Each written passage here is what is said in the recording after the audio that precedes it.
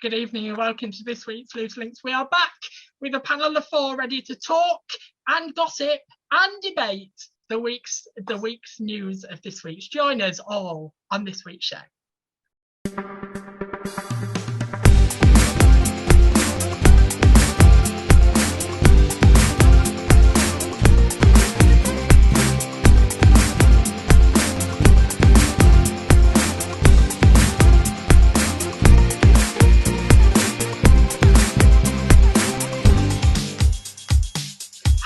Welcome to Loose Links. Joining me on the panel, Nicholas James, is Rachel Penny, Mike Curtis, and Kerry Gillespie. As we talk about this week, a TikTok video that has gone viral debating religion and being gay. This video was first filmed 8 years ago, but see how far we've moved on 8 years later. Also, we talk about the Prime Minister walking out the door, not even passing her probation period, but she's already out. Find out what we have to think about, can one person really save our crisis? And we finished on the subject of James Corden himself, as he is outed by press and thousands of signatures off TV because the way he spoke to somebody in a restaurant. But when it comes to paying for food, do we expect people to speak to us in a certain level? All that on tonight's show. Bloody hell. That took 3 takes. I'm so pleased we're at the end of that. Good evening, panel. Evening. Evening. How are we? Now you're gonna have to bear with me this week. It might be a blessing to some people's ears this week, but I barely got a voice, so I'm going to try very, very hard to get through the show. But I'm hoping three of our panel here take the reins. How are we all? Are we all right? Yes, thank you. I might have the mic taken out of me quite so much then tonight. No, you just have a dog bark in the background. That's all right. Just ruined 2 takes. Right, so obviously we did an outtake video last week. We hope you enjoyed it, especially with Kerry's cat. Did you enjoy Kerry's cat? Yeah, I forgot about that. And Rachel using a not so nice word. And Mike, Mike, did you get to see it? There was even a clip of you when you did the show. Entertaining. So this week we talk about, our first subject is all about religion and sexuality, as a TikTok video has gone viral this week, which for me, the video shows it all. Now, it is based on one religion here talking, but we are not basing it on one religion at all. We're talking about religion and sexuality. But to give you a bit of an idea of the video that went viral this week, we're going to show you it to see what you guys think. I think it does all the talking for us, really.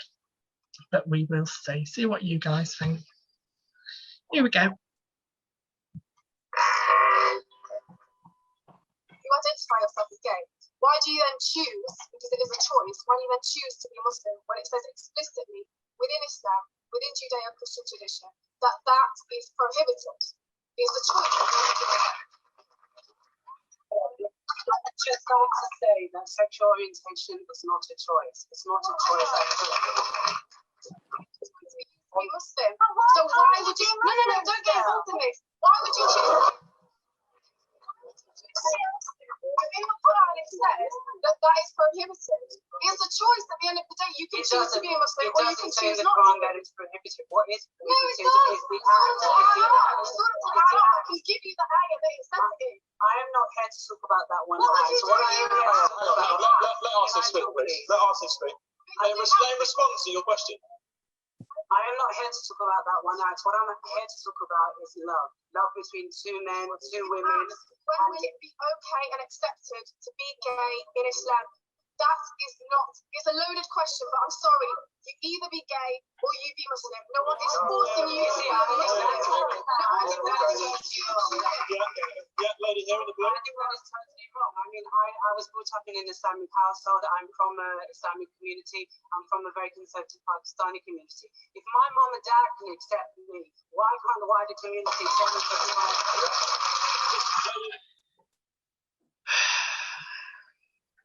So, your views on that to begin with, panel? She's been brainwashed, hasn't she? He's just said it. Because mum and dad who love him and who probably follow a religion themselves can accept him and still follow a religion. Why can't the religion? I'm not religious. I find it quite difficult to listen to that, really. I mean, it comes down to. Sorry, Mike. I think it's very difficult for somebody who's not gay, like that young lady in that clip wasn't, for her to have any experience of somebody like that young man who was obviously homosexual, and you know, for her to give her side on it, she was obviously in a religion, but she didn't have the same experience as he did, and so she only knew what she knew. He didn't make a choice of being gay. You're born with that. You don't. But she was saying, she was putting it to him as it was a choice. It was a choice to be gay. It was a choice to follow a religion, and that's what I didn't agree with. What she said. Yeah, the choice was being either religion or being gay, and why would you choose to have a religion that didn't accept people to be gay? I didn't see it as that. I thought she said that the choice was to follow the faith, and the faith doesn't accept homosexuality. Not that being gay is a choice. I didn't hear her say that. No, I read it as she said, you're either gay or you're Muslim, you follow the religion. That's how I read it. So it's like putting that on. I'm saying, how can he make a decision out of what she said when he's just quite clearly said being gay isn't a choice? It's not, he's not woke up one day and said, right, I'm going to be gay. But I read that she was putting that onto him. How can you do that? I don't know. You see, that's what's interesting, isn't it? Because it's two completely different perceptions. Because I know what you're saying, Kerry, but about that, she's asking him to make a choice. But going back to the original part, and it's not a play on words, I truly did not believe she said that being gay is a choice. She's saying you're choosing to follow a religion that doesn't accept homosexuality. Yes.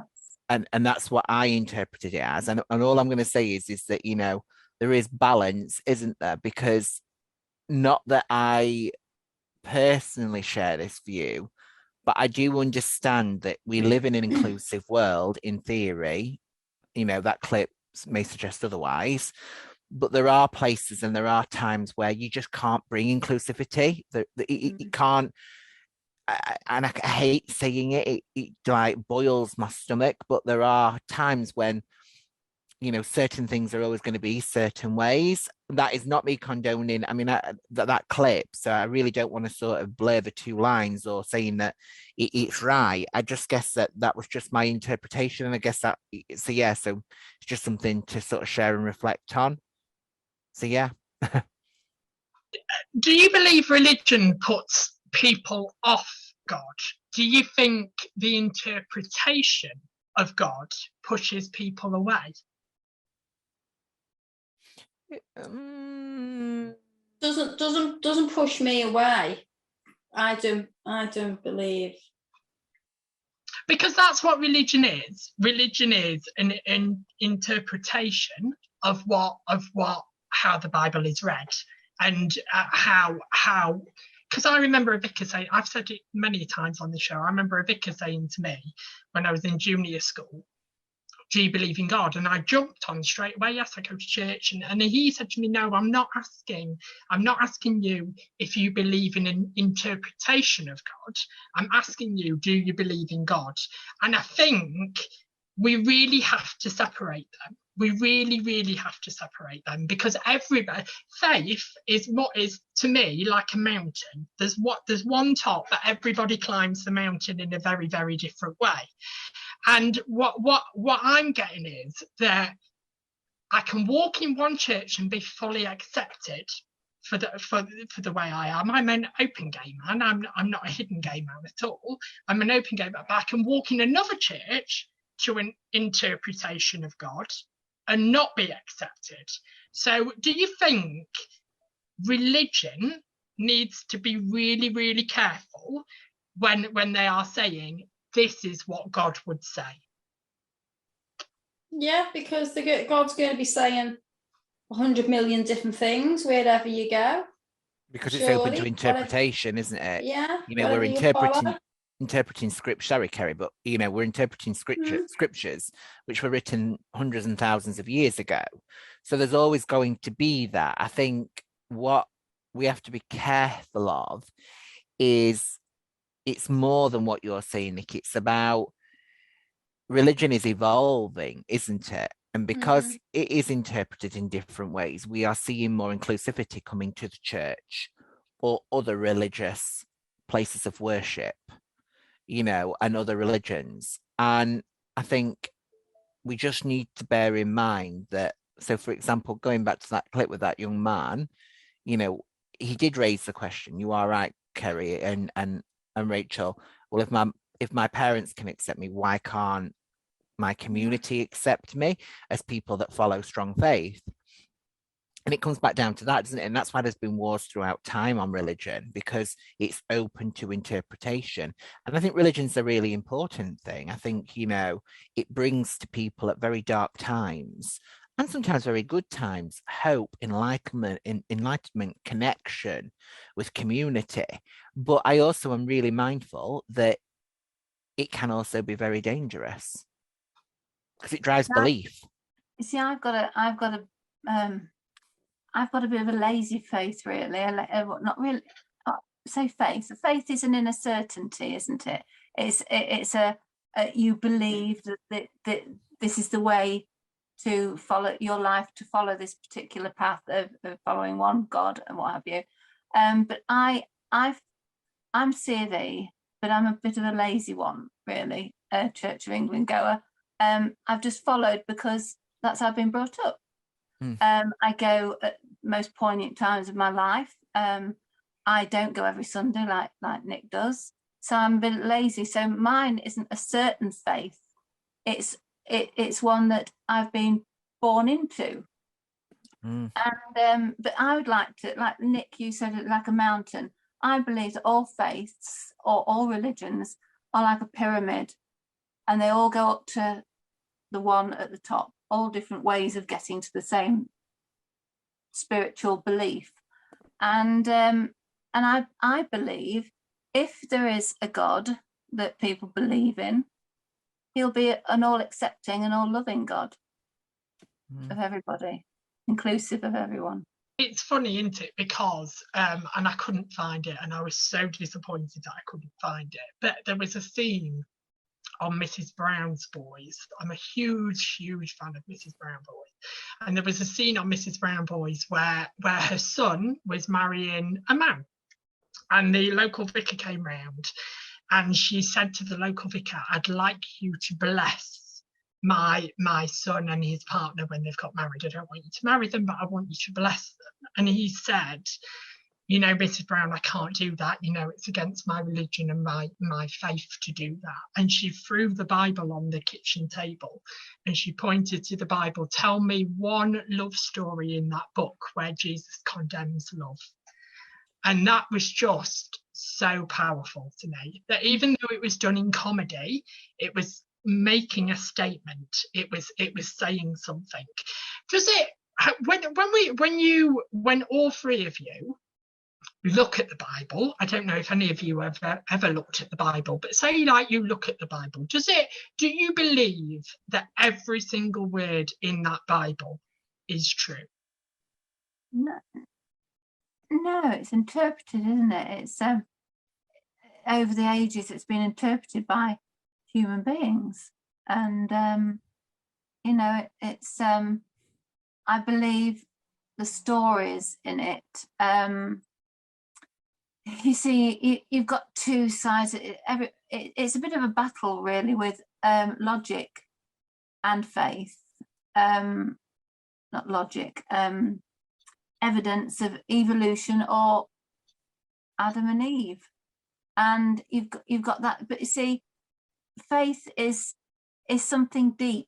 It's very deep, and it might not have any proof, because that's what faith is, isn't it? If you have a faith in something, a strong faith, then it's a belief. My opinion on it, but I'm not. What about you, Kerry? If I put the Bible in front of you and I said to you, Kerry, do you think, I can't even do it without smiling, sorry, do you think every single word in this book is true? What would you say to me? I think I could predict. I don't follow religion. I find probably this subject fairly difficult to talk about. I've got my own interpretation of what God is. I don't go to church. I find it really difficult because it's such a subject which can cause so much outrage and so much hate, and so I just don't like it. I don't want to follow. I don't want to be, you know, one of those people in town with the Bible in my hand on a microphone going, yeah, you know, don't throw it in my face, mate. I'm not interested. I believe. And it does say in the Bible, actually, Kerry, it does actually say in the Bible, do not stand on street corners and praise me. Take yourself into a room, shut the door, it's and personal. pray in quiet. So it does actually say those things. But it's personal choice, isn't it? And I think that's it. Is irrespective of when we watched that clip. Then she was saying it prohibits. You know, it's a personal choice for him to do it personally in his own home, and yeah. Maybe he could find somewhere to pray, like you just said. There's churches that accept it more than others. You know, we're not going to live in this perfect world, not on our lifetime anyway. There's still always going to be issues for numerous different things in life. We're not going to live in harmony. I don't believe we're going to live in harmony whatsoever. Because Sorry, Kerry. Right. I was just going to say, I think you've hit a really important nail on the head there, or a message. Didn't say that very well, did I? But in terms of, you know, you're right. People don't feel comfortable about talking about religion because it is so emotive, and it can cause so much offense. Instead of like this topic, it's so sensitive. Why is it sensitive? Because what we see is an ethnicity debating religion, and we are for Caucasian people, and it does look at this making a judgment. And some people will say, how can you make a judgment on our religion and faith? Well, actually, or non-belief of that specific religion, I guess colour of skin plays an element in my view, but we'll see. So what I'm trying to say from that is that, you know, it's so easy, isn't it, to have perception, and this is what we keep coming back to: perception. You know, what influences us. But we should be able to talk about religion, and that's because it's built up such a stigma. But that also causes issues such as this. You could see they were like shouting at one another, and I know it's for TV and it's a bit of entertainment and stuff. But actually, I'm sat thinking, why is this such an emotive topic? She could have her opinion, he could have his. But that is part of what you're saying, isn't it? It is. And for me, and I'm going to say personally on this, for me, I don't care for the colour of your skin. I don't care if you're straight, bisexual, gay. That's your choice. If you're a nice person, then obviously that's your God looking down on you, and you're a nice person, and you're you know, getting on with things in life. But I don't see any of that. I mean, I know, as I say, I don't follow religion. I don't like talking about it.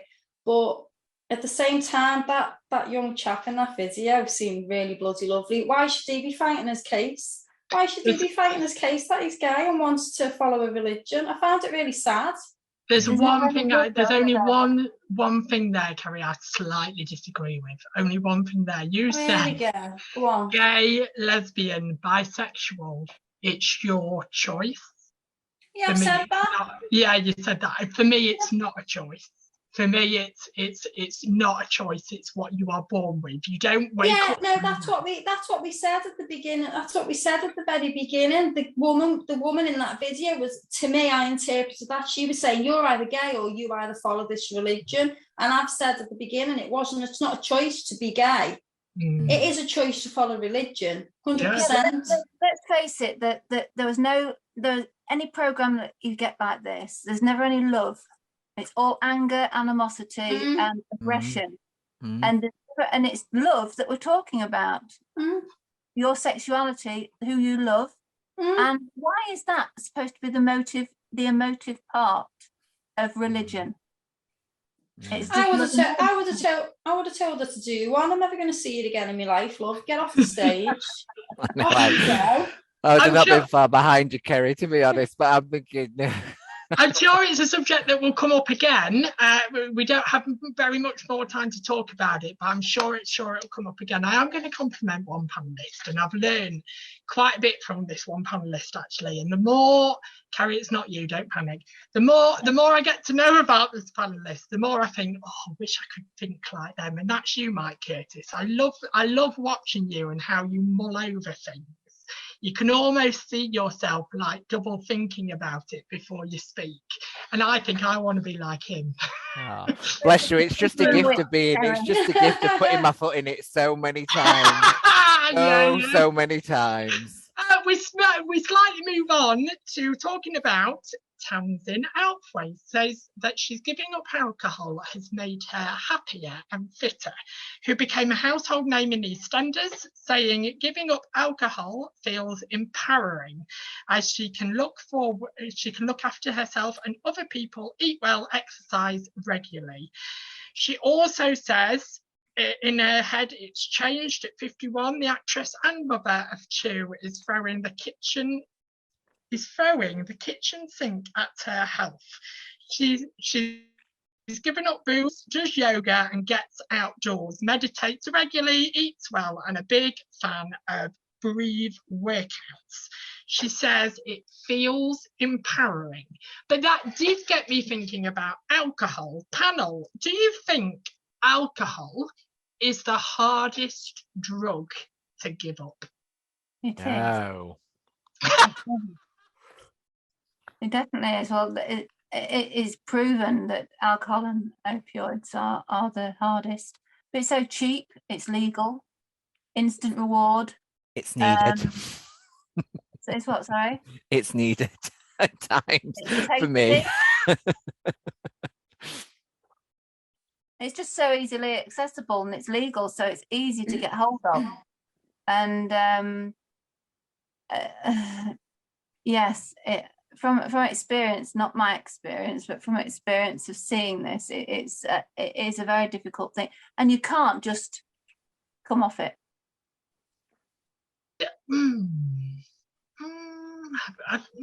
My mum did. Not everyone.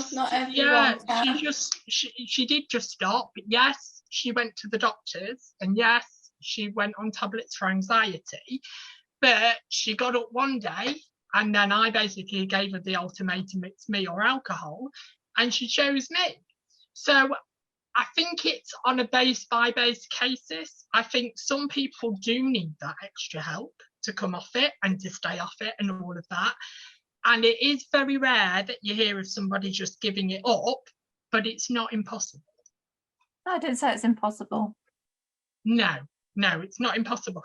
But do you think as adults we find it everywhere, and we find anything that we do as adults, apart from going to work, of course, but anything that we do as adults, do you think it involves alcohol in some sort of way? It's everywhere that we do. It's like going to meet a friend in town for a bottle of wine, going out for a night out. Would you ever go out for a night out and drink unless you were driving? Mike, let's throw this at you. Would you ever go on a night out and you wasn't driving, and would you drink Coke all night? That's that thing where I'm thinking again. What should I say? Hand on heart. No.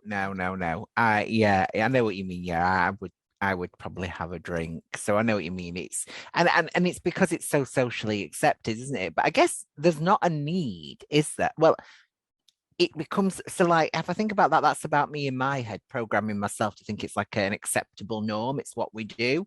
But I guess if you did go into a string of pubs where there was no alcohol and you just had Coke available to you, and everybody else was just drinking Coke and dancing the night away, I don't know if I would probably just naturally evolve to that.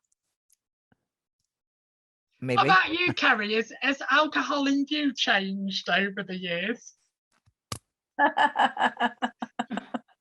Yeah. I was out all the time when I was younger, like most people, late teens, 1920 and 2020s. I was always out. I mean, if I went out for the night out and didn't drink, the conversation would be boring. And thanks. I'd just have no rhythm. I wouldn't dance because you loosen up a bit, don't you, as a drink, and I can fucking throw my arms around and just feel like I've got rhythm. I don't know. It's not a big thing for me. But do you drink less, more as a 40 plus year old than what you drank in your 20s? Is a night out very different as an adult to as you were in your 20s? Yeah. Does it take you longer to recover? Yeah. 2 days at least on a proper drink. Yeah, 2 days. I'm wiped out the following day. That's why I don't like doing it. It's my own fault because I overindulge. That's what we do. We overindulge to relax. Like you just said, we work. We work hard. You know, you might be parents. You're busy. It's a way to unwind sometimes. Yeah, it's something about it there as well, like that Saturday night. So you finish work on the Friday, then your Saturday days, you prep, you're relaxing, looking after you, self-care, and then you go out with your friends and and then Sunday's the white, but it is almost like a reflective self-care mode, isn't there, attached to it? But then you drink too much, and then you end up, I think the thing is as well is when you were speaking about is it a hard drug to give of alcohol? Yeah, because a lot of people become tolerant on it, and that's the right word, tolerant isn't it? So they will drink because they have a need to. It's a glitch in the brain, isn't it? And it's not a case of, it's not easy for people to stop. There's people that I've known that have been alcoholics for a long time who are older than me and they're still drinking. And I'm going to throw a curveball in here. Define an alcoholic, because actually when we talk about alcoholics and when we talk about, maybe I've got a problem with drink, we naturally go over to the getting up in the morning and having a drink, being able to stumbling home, seeing someone on the side of the street with a bottle of wine, losing everything because of alcohol. But actually, that isn't defined of an alcoholic, is it? A defined of an alcoholic is depending on alcohol. Yeah. So if you're going home every night and opening your fridge and pouring a glass of wine, and actually you cannot not do that, is that not an alcoholic too? You don't have to drink shorts for breakfast or that kind of thing. It depends. It's somebody who has the need for a drink, for an alcoholic stimulation, something to get rid of a memory or there's something that happens that starts not just that as well. Somebody might have had a drug addiction or some kind of other addiction before, and they've come off that and it's gone to alcohol. It's an addictions, it's a bit like an addictive personality. We can go out for a drink, or we can have a drink at home, and then we're not going to drink the following night or till the next week or something like that. Whereas some people will do that and not have tea. Some people will drink, will buy alcohol and not buy food. Yeah, I think if you have got an addictive personality, that drinking at home is a bit of a slippery slope. If you're a social drinker. I've always been around alcohol. I've had my mother and father used to have social drinkers. Never used to have a drink at home or anything like that, unless it was Christmas. But later on in life, I was surrounded by heavy drinkers, but I never drank because I've always been a little bit on the delicate side since my early 20s. But I can always remember somebody saying to a friend of mine, I was on the dance floor in Ritz's in Lincoln, and they said, "My God, what's she on?" She said, "Oh, she doesn't drink." She said, "Oh, what's her excuse then?" And then I felt really embarrassed then because I had no excuse to be an idiot. You know, I was there on the dance floor acting like I was, but I got drunk on the atmosphere. I enjoyed myself. I didn't need anything. Now, give me a bag of wine gums and that's a different matter. Do you think, though, that everybody needs to be aware of how much they're drinking? And sometimes we need to take a stop sometimes. So there's a thing going around, isn't there, called Stoptober, which is all about charity and giving up alcohol for a month. But actually, do we always need to reflect on how much we are drinking and if it's turning into a problem? Yeah, I think so. I mean, you know, I've never been successful with Stop October yet, you know, so maybe that's something. I'm sat here while you were really uncomfortable, Kerry. I feel like getting uncomfortable now with this topic. I'm sat thinking, Jesus Christ. But, oh God, what a terrible term to use just after the last topic. But, you know, well, I have to be honest, I am on that. I'm not, sorry, whoa. I'm not on that slippery slope, but I could quite easily sit at home. I would much prefer to sit at home at night and have that glass of wine than go out and get absolutely sloshed. So I do have to sort of say to myself, you know, in particular lockdown, when we had lockdown, I found it was getting really easy to just have a glass of wine. And I've got such a strong sweet tooth, so I'll drink sweet drinks. So like Amaretto and Coke, peach schnapps and lemonade. Not that I'd replace it with anything, it might only be one or two, but what I'm saying, God, this sounds terrible. But what I am trying to say is I've had to consciously say to myself, get a grip, Michael, and maybe only do that on a Friday, Saturday, Sunday, Monday, Tuesday, Wednesday. I'm kidding. But, you know, yeah, but I do think you have to be consciously aware. And I think I do get a bit paranoid about it because you think, I could see how easy it would be. And you're right, it's not always about being absolutely drunk, is it? It is about recognizing that need, you know. But that's you reflecting, Mike. Let's flip this on its head a little bit. That's you reflecting. Say like it was a family member or your partner that looked at you and said, "Michael, you're drinking a bit too much at the moment." Would you be defensive about that, or would you take that on the chin? Well, it depends, because people have said that to me and I was incredibly defensive. But I honestly believe that's not because I have a problem, although I'm pretty certain this isn't sounding good to anybody tonight. But, you know, I don't believe it was because I had a problem. I believe it's because they had an insecurity with me having a drink. So, you know, and as I say, I don't, you know, I'm an adult and I will make them decisions. And God, I'm looking terrible, aren't I? I'm completely, yeah. So I'm going to be quiet and I'm going to go over to my my colleagues on panel. And what do you think, ladies? How would you feel if your partner said that to you or a friend? I think if you have to analyse it yourself, I think you have got a problem, haven't you? Oh my God, Rachel! No, I do. No, I'm saying not you, Mike.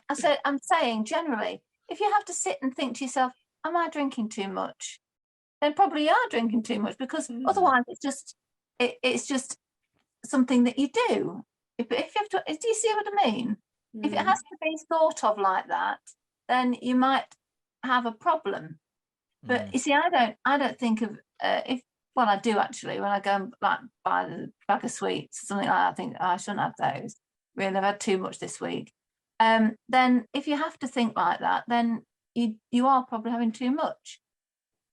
But why not have a drink now and again if you don't? So you're gone halfway through a gin. Yeah, how big was that gin? Halfway through a gin. But let's move on. Let's take some pressure off Mike. Let's take some pressure off Mike and move on to the MP. So obviously we are now fully aware that when I was researching this, we are now fully aware that we have a Prime Minister in place at the moment, but the last one left, not even passing her probation period. She stood in the House of Commons saying, "I am a fighter," on the Friday, and then on the Monday saying, "I resign." But when we think about it, and there's a lot of people that was like, "Bring Boris back." I have no comment, just no comment. Bring Boris back. Do you think Boris could have taken that seat again?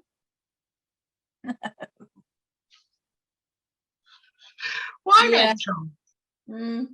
I do. I do. Oh, tell me why. Tell me why you think Boris could have taken that seat again.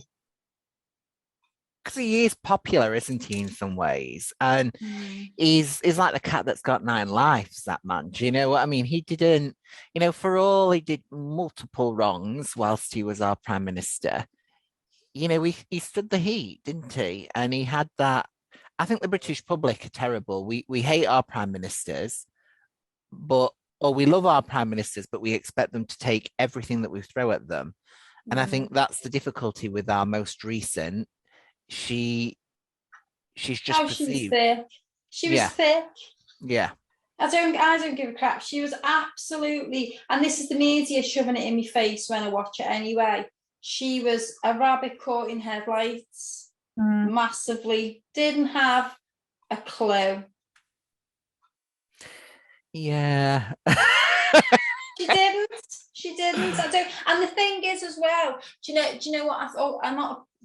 One thing I think about with politics as well is that wasn't through a general election where we'd appointed or we'd voted. This is the politicians. Like with what's happened now, we ain't ever going to have a general election. So be said, this was the politicians voting in the House of Commons. So all these politicians that are in the House of Commons who are all up their own backsides and this, that and the other, they're voting for people to run the country, and without listening to the people that are in the country, the billions that are there. But when we think about crises at the moment, so we've had COVID, we've had electric and gas, we've had quite a lot come at once, all at once basically, and thrown upon us. Do you think, in the worst state Britain has been in for a very, very long time, that actually one person can take that seat and fix it all? No. It's not one person, really, is it? But one person that Kerry, if you were offered it, I'd do it. Oh my word, I couldn't see that. Mike could be the treasury head. Mike could look after all the money. Just say, Kerry, here you are, there's 4 million for the gas and electric. Will you drop and get us a Big Mac on the way home as well? Or a bottle of wine. Or a bottle of wine.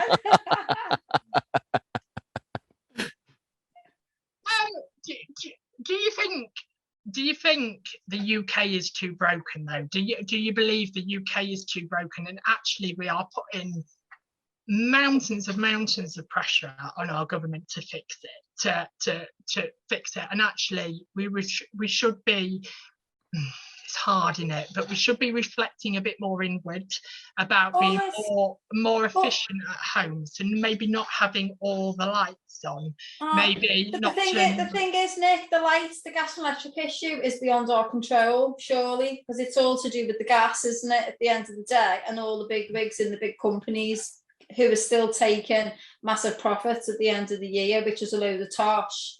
But everything that's going on at the moment, it hasn't just happened out well, except obviously with the war with the Ukraine and that. Obviously, that's a massive knock-on effect. But a lot of stuff has been going on for years and years through all these multiple prime ministers. It's like a revolving door at the moment, though, isn't it? Really, it's like government-wise, I don't feel safe at the moment. If I'm completely honest, I don't feel secured and reassured by the people that are above us. We seem to be kind of just floating along and doing what everybody tells us to do, and things do seem to be getting. I think, quite to be in all fairness, I think Boris had a hell of a innings. Really, he had more than most prime ministers had to deal with in one sitting. But I do think we ought to have we should have a general election soon, so we could appoint somebody that we thought maybe. He was ousted for a reason. Nobody had any confidence, but I don't think there's a great deal of sense taught by any party, quite honestly. And quite honestly, if you do elect somebody, I'm reversing what I'm saying here, but I'm going back on what I'm saying. But I do think that any party promises you the world and then backtracks when they're in office. And the whole feel good of the nation. There's no feel good. There's no direction, and we're just backpedaling and flailing in the water. It just seems to be we have to take our own stance on this. And look at all the corruption that's going on. Not corruption. All the rebellious nature of all these parties that are coming out now. Nobody is together. We should be fighting this together, fighting the big companies. We need somebody to be behind, and we need somebody we have confidence in to get us through this. Otherwise, this whole country is going to go down the pan. Yeah, but a lot of this is what I'm saying. A lot of the MPs and that, I totally get what you're saying, because I agree with that, Rachel. But a lot of these MPs, they're living quite comfortably. Of course they are. So they should be quite comfortably. So it's fine, and that's someone who is going to stand up for the people, not for the ones that are already in government who are paid X amount of money and living quite nicely and cushy, but actually supporting the people. How can Liz Truss be ousted now and not got the job that she was supposed to be doing, but get all this money for the rest of her life? How can she?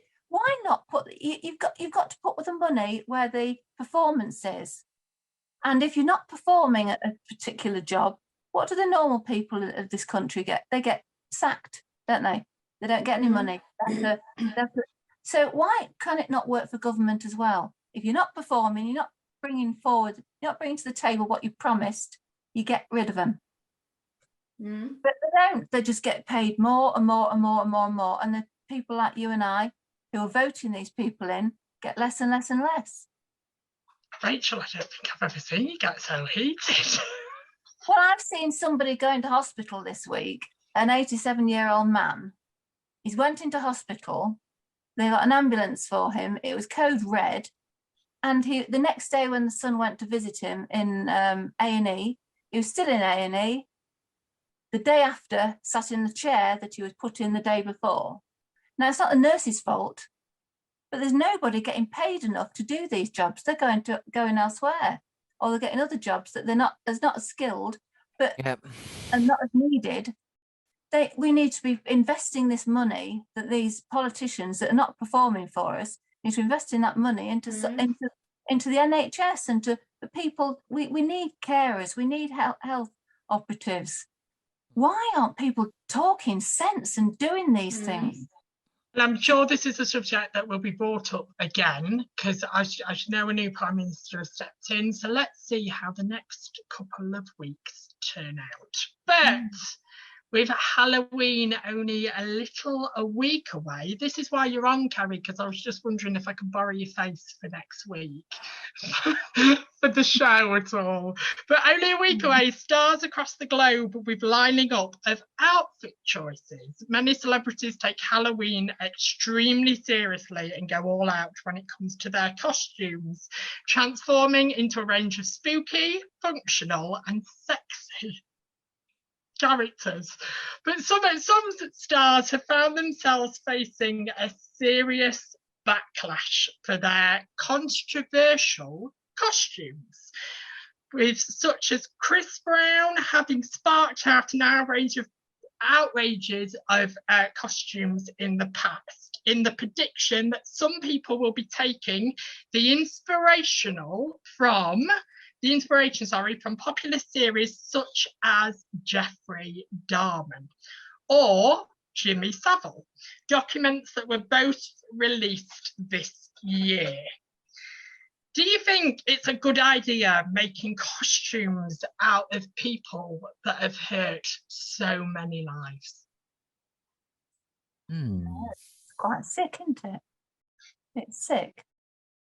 I think it's supposed to be a bit of a scary time, but not something that's that's real life. Witches and broomsticks and flying and pumpkins with faces in, and if you make it too nasty, it's going to be nasty, isn't it? And that's a bit sinister. Do you think though, Mike, let's go to you. Do you think like because I've watched the not documentary, sorry, I've watched the series of Dahmer, and I was horrified at some of the things that it brought it to life. It did bring it to life. But if you walk down the street and you saw somebody in a Dahmer outfit, do you think there's just a line that we don't cross? I don't know. I think we're celebritizing, aren't we? Horrific acts, and I don't know if we're looking too deep into it. I'm trying not to, because I think maybe it's done as like a phase or a fan club, but I do think about like these people. I mean, the two you've given examples for, one an horrific paedophile, the other a sex offender and a cannibal. If both of them were still alive and in prison today, would we not be like celebrating them? And that is what I find really, really, in that sense, through doing things like this, by having costumes and fan bases and stuff. And I just think it's very strange. I don't know. But then it's like cult-like, isn't it? Like, I see what you mean, Rach. It's not like, like, I've even seen people do it with like American Horror Story and gory things like that, but that's fictional. And we know it's fictional, and it's very different, isn't it? But there is something about both of these people that have fascinated people for some reason, and I don't know why. Because actually, historically, their profiles have been known for a very long time. Both of them now, really, if you think about it. But they just seem to spark such controversy, don't they? And I guess they represent, which is, I don't know if maybe now we're looking really deep into it, but they represent the unacceptable. And does this allow people at this time of year to be able to explore that? Oh, I don't know if I agree. Carrie, what do you think? Well, if a celebrity is going to do something like that, that's their own status that they're going to affect at the end of the day. You go onto TikTok, I've seen shared loads of videos with people pretending to be Jeffrey Dahmer. Can I take a picture of you? Even mocking that saying in a comical video. Going to be upsetting for families, I suppose, isn't it? The families of those people affected. But when it's it sounds really mean, I suppose, but when it's not affected, yeah, you kind of see a bit of a dark humour in what people are doing. Doesn't mean that it's acceptable, but there's certainly dark humour in it, and you've got to be fairly headstrong to... Well, I think you've got to put yourself in that place as well, because as we've talked about so many times on this show, we can talk freely about topics because it's not affecting us. It's not affecting our lives. It's not affecting our family or our close people that we hold close. But actually, Mike, I agree with you. I was intrigued by the Netflix drama. I wanted to see it. It's like it's a life that you hope and pray that you never go down. But I wanted to see how much hurt and confusion and how many lives he hurt and what happened to him when he got in prison, his dad's relationship, all of that. But actually, should we be giving airtime to these people? Oh, Nick, you're not, because one, on airtime on TV, it's a documentary. There's lots of documentaries that have been on TV about serial killers. It's not a documentary. Well, it's about fucking facts. Excuse me, it's about facts, though, isn't it? It's about what's I apologise for Kerry's language. Sorry.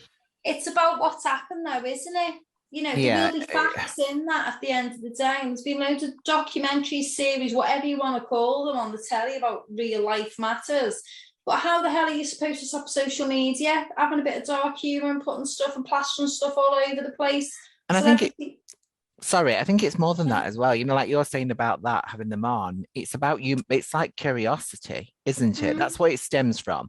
And we as human beings want to learn, don't we? So, you know, why is someone, why are they up to do that? Yeah. Well, it even talks about, doesn't it, in the Dharma TV drama towards the end, them debating about experimenting on his brain, and they make a comparison to another serial killer that they did that, and actually genetically, you know, it didn't prove that there was any kind of genetic biological reason.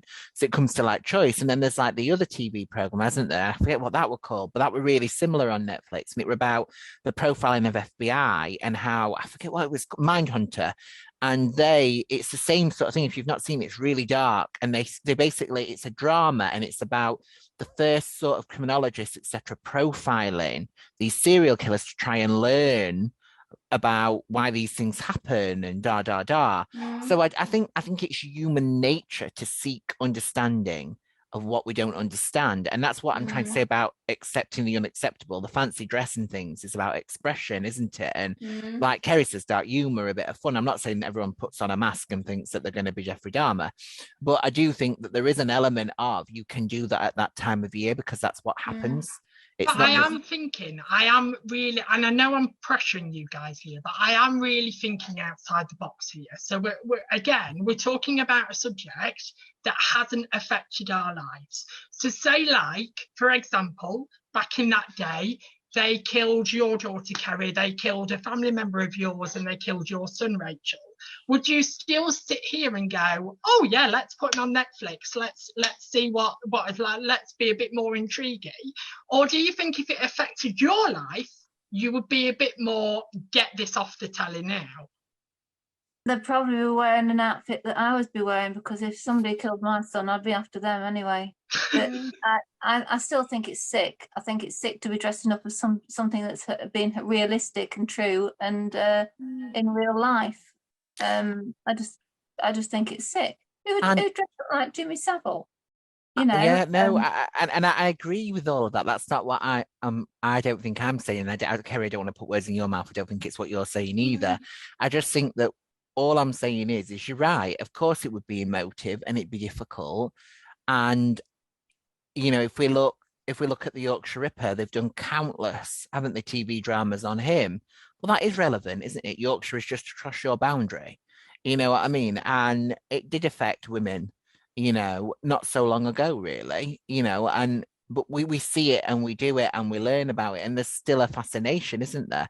You know, and there's a really famous speaker, and he does a lot of training with us in social care sectors, and he was the victim of, it's really interesting you bring this up, Nick, he was the victim of it was the son of the first victim that was murdered, and he speaks about press and the impact of press, and that is what he talks about, his lived experience of how people perceived his mum to be through images, and in particularly in like the 70s, where, for example, they were professing that she was this woman of the night and she was dark and blah, blah, blah.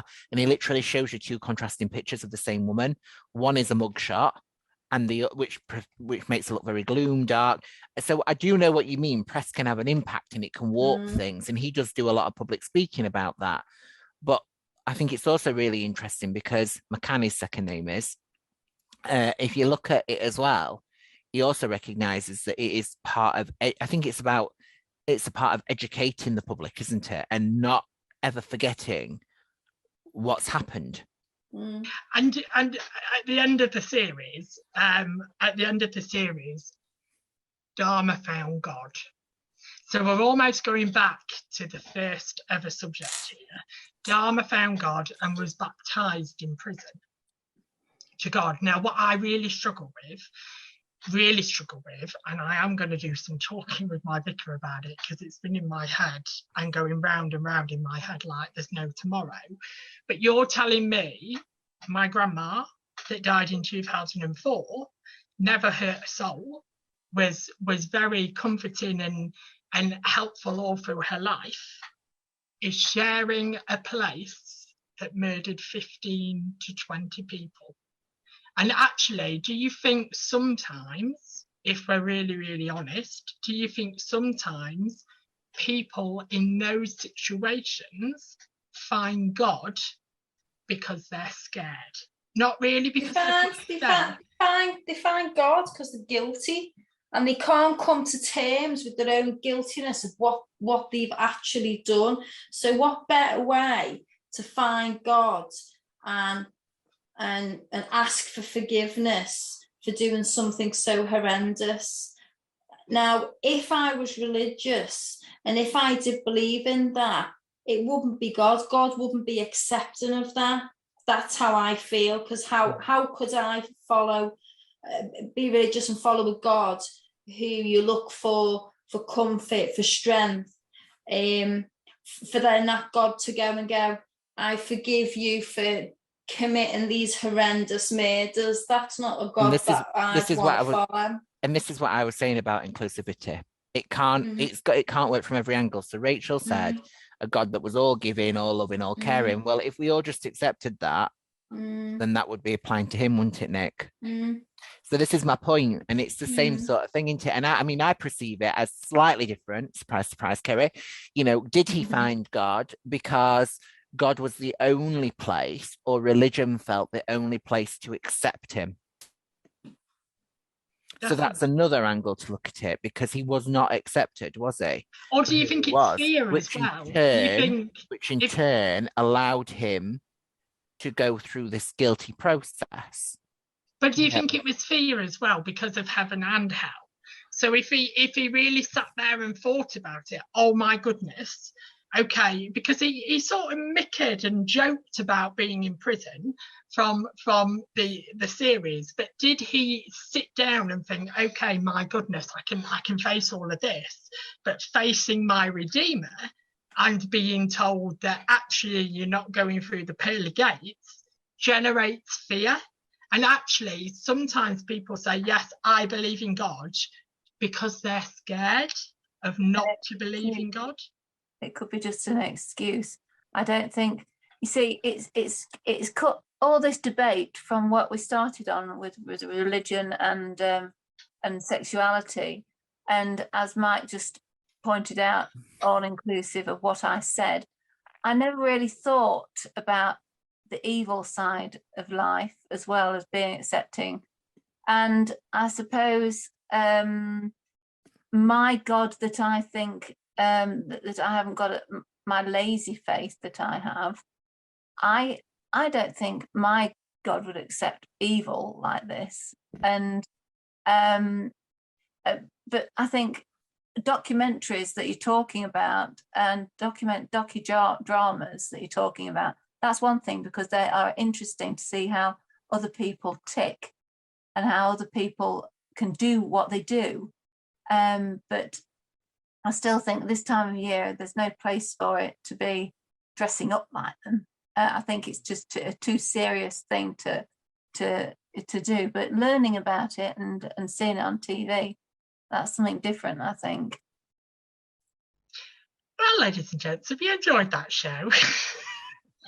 It's been kind of jam-packed. We haven't even got to the very last subject, but we are going to leave it there because the hour is up. But I need to congratulate one panellist here this evening, Kerry Gillespie. It's coming to your hometown, Eurovision. Are you very excited about this?